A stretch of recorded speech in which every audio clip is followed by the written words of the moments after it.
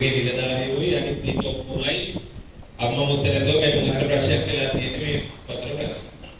නේ? ඒ ඉතින් උදේ පාන්දර ටොයිලට් ගියාට පස්සේ තමයි වතුර හොයන්නේ අපේ රටේ ජනතාව.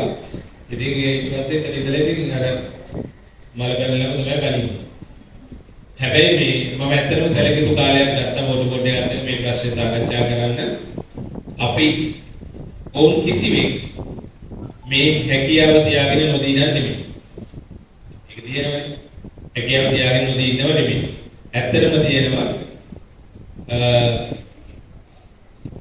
බරපතල තාක්ෂණික ගැටලුවක්.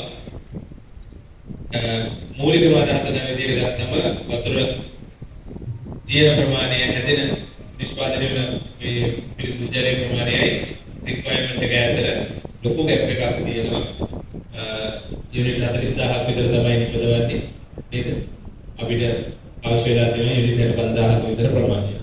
ඉතින් ලොකු වේස්ටේජ් එකකුත් තියෙනවා සැලකිය යුතු ප්‍රමාණයක් මට මතක විදිහට 42ක් සමහර තැන්වල NRW එකේ යූස් වෙන්නේ භාවිත කරන්න බැරි වෙන එක.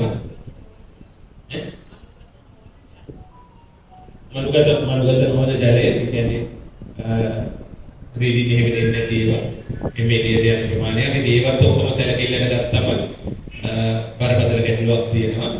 ඒ වගේම මේ වටපද්ධතිය සැලකිලි ලෙස බලනයි ඒවා එළදී සිදු කරපුවා ගැටලු ගණනාවක් තියෙනවා. මම මේ කිසිවක් අතීතයට දොස් කියනවනේ නමුත් අපි ඒවා ආරම්භ කළ යුතු ස්ථානවලදී නිශ්චිත ලෙස ආරම්භ කළේ නැහැ. මම හිතන්නේ මාතෘකාව මන්ත්‍රීතුමා පාර්ලිමේන්තුවේ මේ ප්‍රශ්නේ මතු කරා. ප්‍රශ්නයක් තියෙනවා ඒක හරි පිළිගන්න ඕන. සාපිලිගනිමින් තමයි ඊළඟට ඇත්තටම 2020 මම දැන් රමේෂ් මහත්මයාතුමා මැදිහත් වෙලා යම් ජල ව්‍යාපෘතියේ පොඩි කොටසක් ආරම්භ කරලා තියෙනවා. ඒකට ස්තුතිවන්ත වෙන්න ඕන. ඒ පොඩි කොටස නැත්තම් මෙහෙමවත් උතර හම්බෙන්නේ නැහැ. ඒක අපි කියන්නේ ඕනේ ඒකට අදාළ කොටසක්.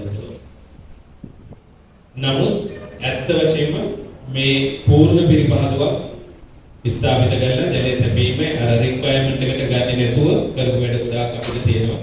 අවුල් ගොඩක්. ඉතින් ග්‍රේටර් ගෝල් ව්‍යාපෘතියේ සම්පූර්ණ කිරීම ඒ සියල්ල සම්බන්ධ ගැටලු තියෙනවා. ඉතින් අපි ඒවා අතීතයේදී පිට ඔක්කොම ටික පැත්තකින් තියුවොත් අපිට දැන් වෙලා තියෙන්නේ තව ඝන මීටර 20000කට වැඩි ජල ප්‍රමාණයක් නිෂ්පාදනය කරන තැනක් ඕන. ඒතර මුළු ව්‍යාපෘතිය කරන්න අපි දල වශයෙන් රුපියල් බිලියන 35-40ක විතර ප්‍රමාණයක් ඕන මේ කියලා අදහසක් තියෙන්නේ. දැනට තියෙන දල ඇස්තමේක නමුත් ඉදිරියේදී වැඩි වෙයි. ඒ නිසා අපි උත්සාහයෙන් ඉන්නවා අපිට පුළුවන් වෙයි 2026 අවුරුද්දේ දැන් මේ ඒ කාර්ය පටන් ගත්තම අපි විශ්වාස කරනවා දැන්ට ජල සම්පාදන අපේ නාගරික සංවර්ධන අමාත්‍යාංශයේ කර්මතුමන් කිව්වා ප්‍රකාශ කළා අපිට 27 ජනවාරි ඉඳලා පටන් ගන්න පුළුවන් විදියට මේක දෙන්න. ඔයලා දෙන්න. නිසා අපි සතුටු වෙනවා යම මේ ප්‍රශ්නේ මේට මේක ඇතුලේ විසඳ ගන්න පුළුවන් වෙයි. හැබැයි ඉතින් ඒතර අපිට තියෙනවා අද ඉඳලා ඒක හැදෙනකම් මේ තියෙන පද්ධතියෙන් ඉන්න. එතකොට අපිට හොයන්න වෙලා තියෙනවා ඔය සමහර කඳු ප්‍රදේශ වලට එහෙම දවස් 7-8 10 වතුර නැහැ. මේ අර මේ උසානුව වෙනස් වෙනවා ලැබෙන ආකාරය. ඒකේ ප්‍රධානම හේතුව වෙලා තියෙන්නේ අපි මුළු පද්ධතියටම එකවර ජලය දෙන්න උත්සාහ කරමින් ඉන්නවා. තියෙන වතුර පොඩ්ඩක්. සරල අදහස. ඒකේ පද්ධතියේ යුනිට් 65000ක ඉක්මනක් තියෙන එකට අපි මේ 40000කින් දෙන්න try කරනවා මුළු පද්ධතියටම හැමෝටම. ඒක ප්‍රැක්ටිකලි කරන්න බෑ. ඉතින් මේ වටපද්ධතිය විවිධ ආකාරයට පරණයි. විවිධ අවස්ථාවල දාපුවා තියෙන නිසා විවිධ පීඩනාගයක තමයි මේ ඔරොත්තු දෙන්නේ. නිසා ඊටගම ප්‍රශ්න වැඩි වෙන්නත් නෑ නේ. ඒක අයිතික තමයි ඒක මේ ඊට අමතරව ගත්තම මේ පහුගිය අවුරුද්ද ඇතුළත මම හිතන්නේ අවස්ථා විශාල ප්‍රමාණයක් ප්‍රධාන නල පිපුරුවා.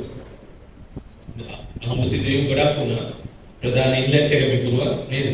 ඊට පස්සේ අනිකුත් වට දීපේකුත් පුපුරලා දවස් දෙක වතුර ඒක රිපෙයාර් කරගන්න කාලය ගත වෙනවා බලන්න බෑ. මේ වට පද්ධතිය මේ ගැටලුව නිසා ආපහු අර ටැංකිය වල පීඩනය වර්ධනය කරගන්න ආයෙ දවස් දෙක තුනක් යනවා. ඒකට සතියක් දෙකක් සමහර තැන්වලට වතුර නැහැ. දැන් අපි ඒක නිසා අවධානය යොමු කරලා තියෙනවා. අපි වෝටර් බෝඩ් එකේ ඉල්ලීමක් කරා අලුත් ක්‍රමයකට මේ ඒ කියන්නේ 40000ට සරිලන විදියට ඒ ටික ලැබෙන හැමෝටම එක දවසක ලැබෙන්න සලස්ව ගන්න. ඒතර ඊළඟ දවසේ අනිත් කොටසට වගේ වක්‍රය ආකෘතියක් දැම්ම ගන්න වෙලා තියෙනවා. නැත්නම් මේක මෙහෙම කරගෙන යන්න බෑ. ඒ නිසා ඒකේ ටෙස්ට් රන් එකක් ක්‍රියාත්මක වෙවි. සියලුම නිලධාරී මාත්මික අවබෝධයෙන් ඉන්න සමාජයත් එක්ක දැන් අලුතෙන් ඒ ටෙස්ට් රන් එකක් ගන්නව සතියක් දෙකක් විතර එහෙම කරලා බලන්න වෙනවා මතුවෙන ගැටලු මොනවද කියලා. මොකද ඒක තමයි පද්ධතිය ගැන තව ටිකක් තේරුම් ගන්න වෙන්නේ. ඒ නිසා දිස්ත්‍රික් සම්බන්ධීකරණ කමිටුව විදියට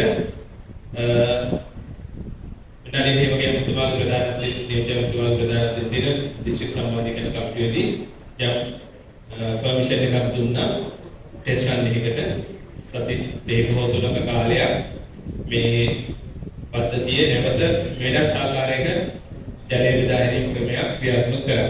කරලා බලන්න. නැත්නම් මේක උත්තරයක් නැහැ. මුදාව කොහොමද ඒ වට්ටමින් යන්න බැරි බව හොඳටම තාවු වෙලා තියෙන්නේ. ඒ නිසා අපි මම හිතන්නේ මේ සියලු දෙනා මේ පිළිබඳව අවබෝධයකින් ඉන්න සති දෙකක තුනක කාලයක් පරීක්ෂණාත්මක මට්ටමින් යනවා. අපි අදහස් කරනවා අපි හිතමු කරමිට 40000 දෙනෙක් ඉන්නාඩබ්ලිව් එකකට තේරියම හරියට සපයන්න පුළුවන් ප්‍රමාණය බැලුවම 50% වගේ තියෙනවා. ඒත් අපි ඒකේ 150කට එක දවසක සපයනවා. ඊළඟ දවසට අනිත් පැත්ත දැම්ම ඒක තමයි මේ ටෙස්ට් එක පරීක්ෂණ. ඒක කරගත්තොත් ඒ දින දවසක කන්ද මුදුනින්ම තැන් වලට වදිනවා. ඒ මුල් ටැංකියේ පීඩනය දෙන්නේ 50%කටයි ඒක අර මුදුනටම වදිනවා. ඒ නිසා දැන් සතිය දෙක වතුර නැති වෙන හැම කිසිම තැනකට එහෙම වෙන්නේ හැමදාම වතුර සැපේනවා. පොඩි ගැටලුවක් මතුවෙනවා හැමෝටම සිද්ධ වෙනවා පොඩි ඊළඟ දවස් සඳහා ස්ටෝරේජ් එකක් තියාගන්න. ඉතින් සාමාන්‍යයෙන් ගත්තම 80ක් විතර තැන්වල අදහස් තියෙන්නේ දැනට අපි පරීක්ෂා කිරීම සඳහා තමයි ටෙස්ට් රන් එකක් යන්න වෙන්නේ. 80ක විතර තැන්වල ජල ටැංකියක් හෝ මොකක් හරි ජල රඳවල තියෙනවා. අපිට යම් ප්‍රමාණයකට උදව්වක් කරන්න වෙයි. අපි මේ පිළිබඳව හිතමින් ඉන්නවා පොඩි ක්‍රියාවලිය ඇතුලේ. ඉතින් මේ මම කිව්වේ ජල ගැටළු සම්බන්ධ මාතෘකාවක් විදිහට මේ පෑනල් ලියලා දාලා තිබුණා සහකාර අධ්‍යක්ෂතුමී මේ අද කතා කරන්න ඕන නිසා මේ අපි ඒකට යටත් යම් ඒක ව්‍යුහාත්මක වෙනසක් කරනවා කියන එක ඔළුවේ තියාගෙන ඉඳමු. අපි ඔබතුමීට අවස්ථාව දෙන්නම් මේ තියෙන ගැටලුව